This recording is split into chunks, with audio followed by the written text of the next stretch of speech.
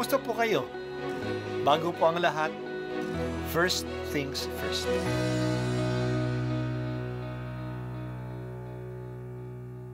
Good morning po.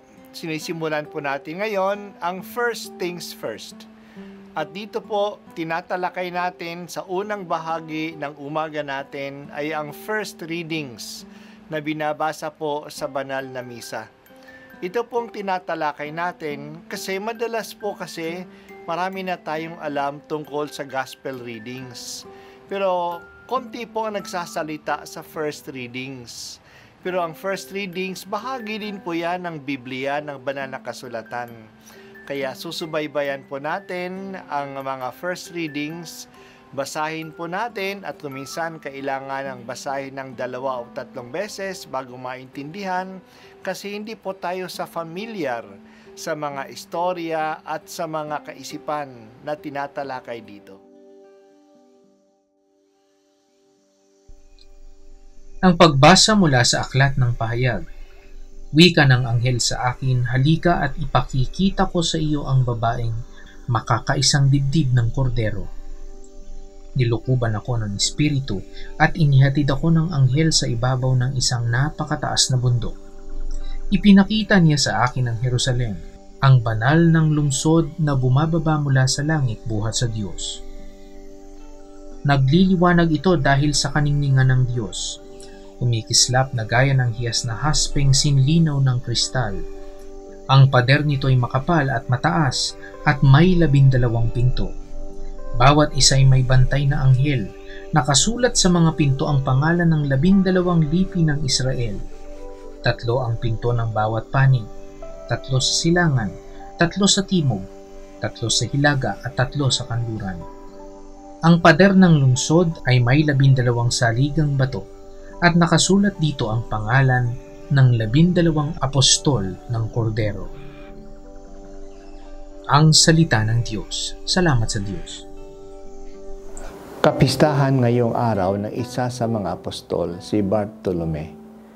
Nasa listahan si Bartolome ng mga apostol ni Jesus na matatagpuan sa Ebanghelyo ni Mateo, ni Marcos at ni Lucas at aklat ng gawa ng mga apostol.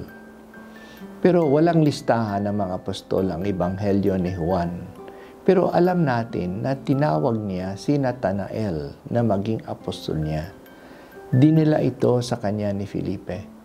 Pero si Natanael ay wala sa mga listahan ng mga apostol na 4 na sources na binanggit natin. Kaya ayon sa tradisyon, si Natanael na binanggit ni Juan ay si Bartolomeo na nasa talaan ng mga apostol. Maaring si Bartolomeo at si Natanael ay isang tao lang na may 2 pangalan. Natanael ay ang kanyang Hebrew name at Bartolomeo ang kanyang Greek name. Ang pagbasa natin ay tungkol sa pangitain ni Juan tungkol sa simbahan, ang asawa ng kordero. Inilarawan ang simbahan bilang isang lungsod, bagong lungsod ng Jerusalem na bumaba galing sa langit. Perfect ang lungsod na ito. Inilarawan ito na isang perfect square. Ito ay maluwalhati at kumikinang tulad ng mga mamahaling bato. May 12 pintuan ito kung saan nakasulat ang pangalan ng 12 tribu ng lumang tipan. Ang dakilang lungsod na ito ay nakatungtong sa 12 bato kung saan nakasulat naman ang 12 pangalan ng mga apostol ng Kordero. Ang aklat ng pahayag ay very symbolic. Ito po ang katangian ng apocalyptic literature kung saan nabibilang ang Book of Revelation. Ang simbahan ay nihahambing sa isang perfect na lungsod na galing sa langit. Ito ay maluwalhati. Bukas ito sa lahat ng mga Israelita at maraming mga naunang mga Kristiyano ay mga Israelita o Hudyo man. Pero ang pundasyon ng simbahan ay ang mga apostol. Siya nga isang katangian ng simbahan ay apostolic. Ito ay nangangahulugan na ang simbahan ay galing sa pagpapahayag ng mga apostol. Ang pinaniniwalaan ng simbahan ay ang mga aral na binahagi ng mga apostol. Ang simbahan ay pinamumunuan din ng mga tao na itinalaga at mga kahalili ng mga apostol.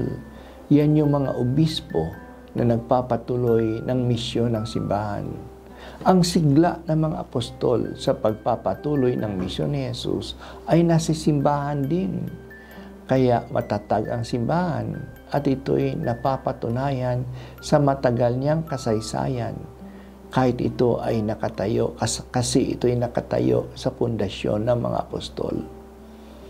Manawagan tayo sa mga apostol, lalo na ngayong araw ni San Bartolome, na patuloy na gabayan ang paglago at paglaganap ng pananampalataya na kanilang ipinunla sa simbahan.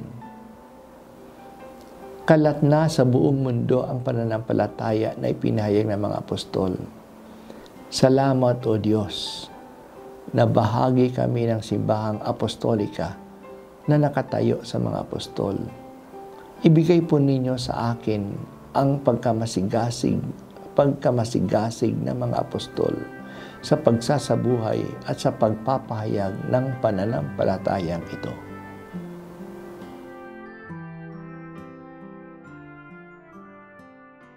At ako po ay si Bishop Broderick Pabilio dito sa First Things First.